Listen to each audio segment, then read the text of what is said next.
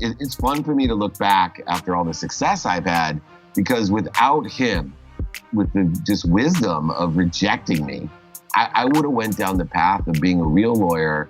Instead, I ended up in the internet and a millionaire after 9 months of work right out of law school, because I listened to what he said. At least subconsciously, he laid the seeds, and I started interviewing outside of the law, utilizing the skills, knowledge, and desire that I had, and did extremely well selling legal research online, and ended up really propelling my career, and continues to be one of the best moments of my life and the best rejection of my life. At 24, I didn't understand what he was saying, but it definitely, just like a footballer, a coach that pushes you, or a teacher that tells you the truth vibrates the fastest, and somehow it permeated my subconscious and unconscious. And my uncle, just so you know, one of the key things to these no questions is that my uncle, when I was going to drop out of law school, because the economy was so bad, I couldn't qualify for my law loans. A whole bunch of terrible things happened. My oldest brother died. Oh my God. It was off. My uncle told me, he offered to pay for my law school, which I did not accept. But he said to me, look, he goes, do not make yourself a victim. Make it your story. I've never seen you be a victim. Don't make yourself a victim. Make it your story. So whenever I got rejection, I made it my story. I wasn't going to go below the line to blame, shame, and justification. I took accountability, even at 24, and I was determined to show all the people that even told me my whole life, there's no way you could play high school football. There's no way you could play college football.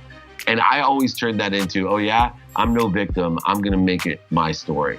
No money in the world could take the blow to the ego. And the interesting thing that happened, because my ego was so hurt, I started surrounding myself with the wrong people and the wrong ideas. I started surrounding myself with people that only would say, good things about me and be yes men. Nobody was, hardcore around me anymore. I didn't have any of those true people telling me, don't do this, you shouldn't do this. And, it led to me losing over $100 million. I had a golf course, I had a ski mountain. I had all these great things in my life, but I almost lost my family, and I went bankrupt, lost everything because I didn't know how to handle that no. That rejection of bankruptcy was the best thing that ever happened to me. It ended up being the best thing. Those rejections from the bank, the rejection from my wife, the rejection from my friends and family, the rejection from my ego, my self-worth, the ability and lesson of not having to make everybody happy. I'd rather people hate me for who I was than love me for who I wasn't. I mean, all these great things were happening, but 2 years into it, I remember waking up and, my wife doubting how I was going to pull it out, right? How I was going to pull us out of this. And I said, because I'm living the real life now. I'm living a purposeful existence. I'm enjoying the pursuit of my potential. And I told her, look, I'm not worried at all. I go, when I graduated law school, I had $100,000 in law loans. I knew nobody. I never had a real job. And it took me 9 months to be a millionaire. Why do you think it will take me any longer to figure this out? I've always treated people well. I've always done and worked hard and learned. I now know a ton of people. I've also paid extraordinary dummy tax. It won't take me very long to make the money back. But this time I'm going to do two things differently. One, I'm going to maintain my wealth. So I'm going to study the Rockefellers, the Vanderbilts, and all of these other different people who know how to maintain and grow wealth. I know how to make it. I had to learn how to maintain it. And two, I'm going to shift my paradigm of value. Instead of worried about what I'm going to get, I'm going to only worry about what I'm going to give. I'm going to provide value. I'm going to be of service. I'm going to help other people and have a lot of fun and trust the universe is going to bring extraordinary abundance back to me. And it did. We make 100% of our decisions on 10% truth and 90% perception.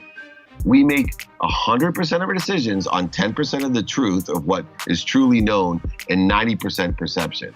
So all we need to do is keep the right perception, which is why gratitude, empathy, accountability, and effective communication or awareness are so important, because that controls the 90% of perception, and that's how we control things. So if a no comes to you, That's only perception of someone else. Now you take that and make it your truth. Make it your truth. Mm-hmm. And that comes to make it your story. And sooner or later, the truth will come out. And it usually comes out with the way you perceived it.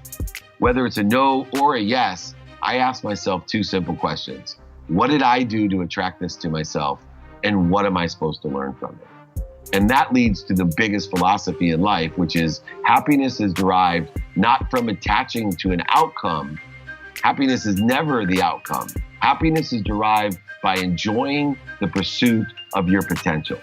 All of life is about attracting what you want, learning from it, keeping the things that continue to make you happy, and get rid of the things that don't. And that includes people, places, and things. So if you're with the wrong people, learn from it, dump the bad ones, keep the good ones. If you're living in a place that you don't like, dump it, find a new one. If you buy something that you think is going to make you happy and you find out it doesn't, dump it and buy something else.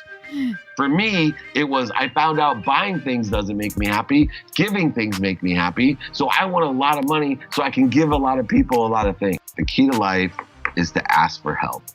I keep two words on my nightstand, and it's radical humility. And that radical humility allows me to expedite my success by asking for help. Find all the people that already have the knowledge that you want, the circumstances that you want, the things that you want, the people that you want. Find them and ask them for help. You're made by the people who say no to you, not by the people who say yes. You're made by the people who say no to you. So you need to say thank you and think thank you when people say no to you, because they're making you who you are going to be.